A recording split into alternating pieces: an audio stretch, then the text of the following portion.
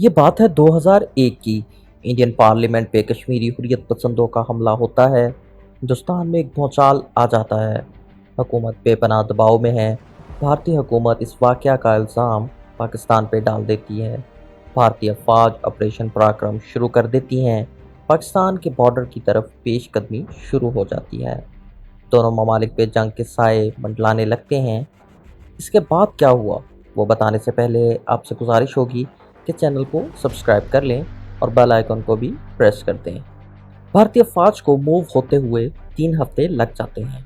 इतने टाइम में पाकिस्तानी आर्मीज़ को भी संभलने का मौका मिल जाता है। पाकिस्तानी आर्मी की तरफ से बॉर्डर पे डिफेंसिव मेजर्स ले लिए जाते हैं। इस वक्त के पाकिस्तानी सदर मुशर्रफ दहशतगर्दी के खिलाफ कौम से खिताब करते हैं। इखलाकी हवाले से इंडिया का मौक़िफ़ कमज़ोर पड़ जाता है। दूसरी तरफ इतना वक्त गुजरने से आलमी बरादरी का भी रिस्पॉन्स आने लगता है और इंटरनेशनल कम्युनिटी दो न्यूक्लियर स्टेट्स को फुल स्केल वॉर तक जाने से रोकने के लिए इंटरवीन कर देती हैं। इंडियन आर्मीज़ कुछ अरसा इंतज़ार करने के बाद लौट जाती हैं। सूरत हाल कुछ नॉर्मल हो जाती है। हिंदुस्तान के दिफाई हल्के इस वक्त चल रहे सुंदर जी डॉक्ट्राइन की अफादियत पे सवाल उठाने लगते हैं। एक नए डॉक्ट्राइन की ज़रूरत पे जोर दिया जाता है।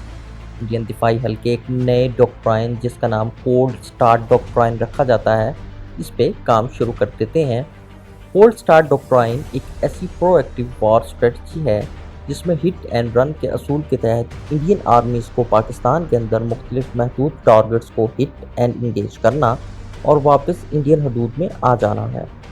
इसमें टाइम एक क्रूशल फैक्टर है। इंडियन फ़ौज के हालिया दावे के मुताबिक इसको हुक्म मिलने के 48 घंटे में शुरू किया जा सकता है। इसमें आर्मी के मुख्तलिफ फैक्शंस एक बैटल ग्रुप के तौर पे हिस्सा लेंगे जिनको फ़ज़ाइया समेत मिज़ाइल्स आर्सेनल्स की भी सपोर्ट हासिल होगी। वो पाकिस्तान में महदूद जंगी अहदाफ के लिए कोशिश करेंगे जो ना ही इंटेंसिटी में इतने कम हों कि पाकिस्तान को ब्लो महसूस ही ना हो और ना ही इतने ज़्यादा कि पाकिस्तान को न्यूक्लियर वॉर शुरू करने की जस्टिफिकेशन मिल पाए। ज्योग्राफिकली इन ऑपरेशन का फोकस पंजाब और राजस्थान होगा। कोल्ड स्टार्ट डॉक्ट्राइन के मुताबिक इंडियन नेवी बहिरा हिंद की तरफ से बलोचिस्तान को पाकिस्तान से अलग करने की कोशिश करेगी। इधर पंजाब और राजस्थान से लैंड आर्मीज सिंध और पाकिस्तानी पंजाब में स्ट्राइक करेंगी और सिंध और पंजाब को एक दूसरे से डिस्ट्रैक्ट करने की कोशिश करेंगी। इब्तिदा में इंडिया ने मुसलसल इस डॉक्ट्राइन की मौजूदगी का इनकार किए रखा। पहली दफ़ा 6 जनवरी 2017 में जनरल बिपिन रावत ने इसका एतराफ़ किया। इसकी काबिल ज़िक्र मशकों में 2018 में राजस्थान के इलाके में की जाने वाली ब्रह्मा शेरिया नामी मशकें हैं जिनमें मुख्तलिफ स्ट्राइक ग्रुप्स ने तेज़ रफ्तार मिशन सर अंजाम देने की सलाहियत का मुजाहरा किया। पाकिस्तान ने इंडिया के डॉक्ट्राइन के वाज़ेह इनकार के बावजूद इसको संजीदा लेना शुरू कर दिया और इब्तिदा ही से इसके काउंटर की कोशिशों में लग गया। पाकिस्तानी अफवाज ने इसके काउंटर में एक नए डॉक्ट्राइन और स्पेशल वेपन्स प्रोजेक्ट पे काम शुरू कर दिया।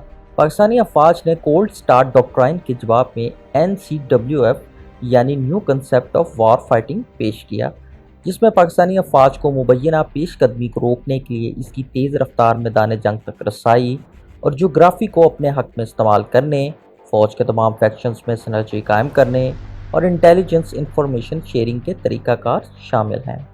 इसके अलावा पाकिस्तान ने इसी डॉक्ट्राइन को मद्देनज़र रखते हुए नसर मिसाइल का तजर्बा भी किया जो कि गेम चेंजर की हैसियत रखता है। टेक्टिकल वेपन नसर जिसकी रेंज 60 से 70 किलोमीटर है, ये न्यूक्लियर पेलोड ले जाने की सलाहियत भी रखता है। इसकी ख़ास सलाहियत इसकी मैनूवरिंग कैपेबिलिटी है। इसको TEL यानी ट्रांसपोर्टर इरेक्टर लॉन्चर से लॉन्च किया जा सकता है। अब ये 70 किलोमीटर तक मार करने वाला मिसाइल कोल्ड स्टार्ट डॉक्ट्राइन को कैसे चैलेंज करता है वो हम आपको बताते हैं। इसका सबसे बड़ा फ़ायदा तो इसका ट्रांसपोर्ट व्हीकल से लॉन्च होना है, यानी हूट एंड स्कूट। इसको कहीं भी ले जाकर इस्तेमाल किया जा सकता है और तेज़ रफ्तारी से एक जगह से दूसरी जगह ले जाया जा सकता है, जिससे दुश्मन को काउंटर मेजर्स करने की मोहलत ही नहीं मिलेगी। अब फ़र्ज़ कीजिए इंडियन अफवाज इसी डॉक्ट्राइन पर अमल करते हुए पाकिस्तान में दाखिल हो जाती हैं, तो बड़े पैमाने पर अफवाज को मूव करने में दरकार वक्त से कहीं कम वक्त में ये लॉन्चर मुख्तलिफ जगह से फ़ौज के ऊपर छोटे छोटे न्यूक्लियर पेलोड्स गिरा देंगे। इसकी एक्यूरेसी 1 मीटर है जो कि इंतहाई बेहतरीन गिनी जाती है। नतीजा ये निकलेगा कि पाकिस्तानी अफवाज के मूव करने से पहले ये फर्स्ट लाइन ऑफ डिफेंस का काम सर अंजाम देंगे نہ صرف یہ دشمن افواج کو بری طرح ہٹ کرنے کی صلاحیت رکھتے ہیں بلکہ یہ پاکستانی افواج کو جوابی حملے کے لیے درکار ٹائم فریم بھی مہیا کریں گے۔ یہ میزائلز کچھ کلومیٹر کے ریڈیس میں ہر چیز کو جلا کر خاک کر دے گا تو میدان جنگ کے نتائج کا اندازہ زیادہ مشکل نہیں۔ اس کے علاوہ اس کا ایک سیاسی فائدہ یہ بھی ہے کہ نیوکلیر ویپنز کا استعمال چاہے وہ بہت کم پے لوڈ کی شکل میں ہی کیوں نہ ہو انٹرنیشنل کمیونٹی کو انٹروین کرنے پر مجبور کر دے گا، اور ظاہر ہے اس سینیریو میں فینس چونکہ انڈیا کی طرف سے ہے تو دباؤ کا رخ اس کی طرف زیادہ ہوگا۔ اس کے علاوہ ابابیل میزائل بھی آرسنل کا ایک جدید اضافہ ہیں۔ Surface to surface ballistic missile MIRV technology سے لیس ہیں اور 2200 کلومیٹر تک نشانہ لگانے کی صلاحیت رکھتے ہیں۔ یہ وزن کے حساب سے 8 تک پے لوڈ لے جا سکتے ہیں جو مختلف نشانوں کو آزادانہ ہٹ کر سکتے ہیں۔ اس کو خاص طور پہ انڈیا کے رشین S-400 ڈیفنس سسٹم کے مقابلے پہ تیار کیا گیا ہے۔ گو کہ عالمی ماہرین کولڈ سٹارٹ ڈاکٹرائن کی افادیت اور انڈیا کے اس پہ عمل پیرا ہونے کی صلاحیت پر سوال اٹھاتے رہے ہیں۔ پاکستان نے اس ضمن میں اپنی بھرپور تیاری کر رکھی ہے۔ 2010 میں عزم نو مشقوں میں انڈیا کی اسی ڈاکٹرائن کو مد نظر رکھتے ہوئے آپریشنل تیاریوں پر زور دیا گیا تھا۔ That's all for today۔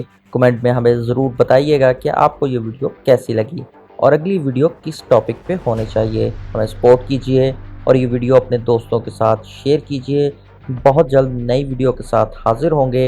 Stay home, stay safe.